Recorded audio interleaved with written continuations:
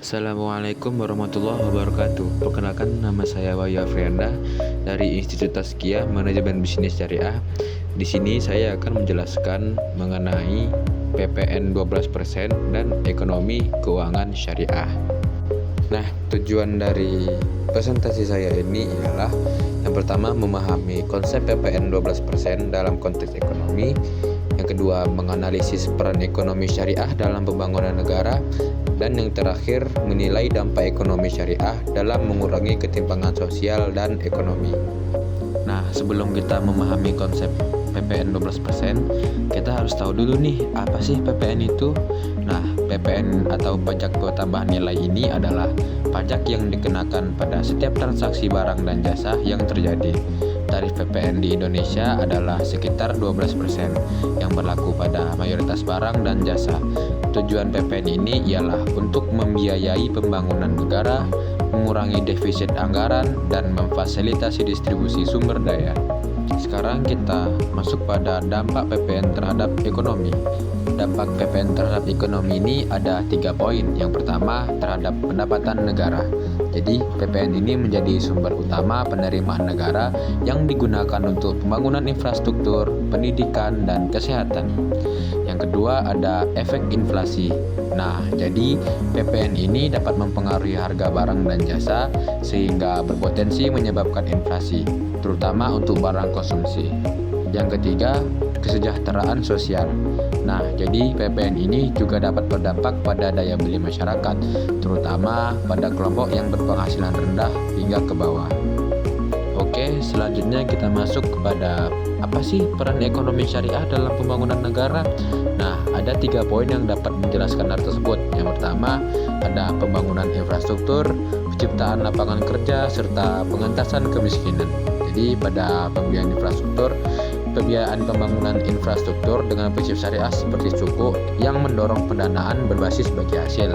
Yang kedua, ada penciptaan lapangan kerja. Jadi, pembiayaan usaha kecil dan menengah atau UKM berbasis syariah membantu menciptakan lapangan kerja yang lebih merata. Selanjutnya, pengentasan kemiskinan seperti zakat, wakaf, dan sedekah digunakan untuk mendanai program pengentasan kemiskinan dan peningkatan kesejahteraan masyarakat.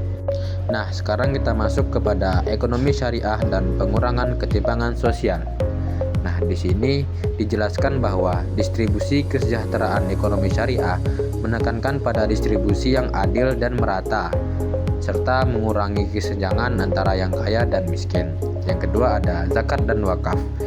Pengelolaan zakat dan wakaf yang efektif dapat membantu mengurangi ketimpangan dengan mendistribusikan kekayaan kepada yang membutuhkan. Yang selanjutnya ada pembiayaan mikro syariah.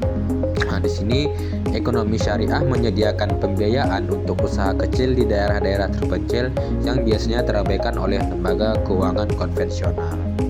Selanjutnya ada sinergi PPN dan ekonomi syariah. Dalam hal ini ada 2 poin yang menjelaskan tema tersebut. Yang pertama, ada PPN sebagai sumber pendapatan. Jadi, pendapatan dari PPN itu dapat digunakan untuk mendanai program ekonomi syariah yang mendukung pembangunan dan pengurangan ketimpangan.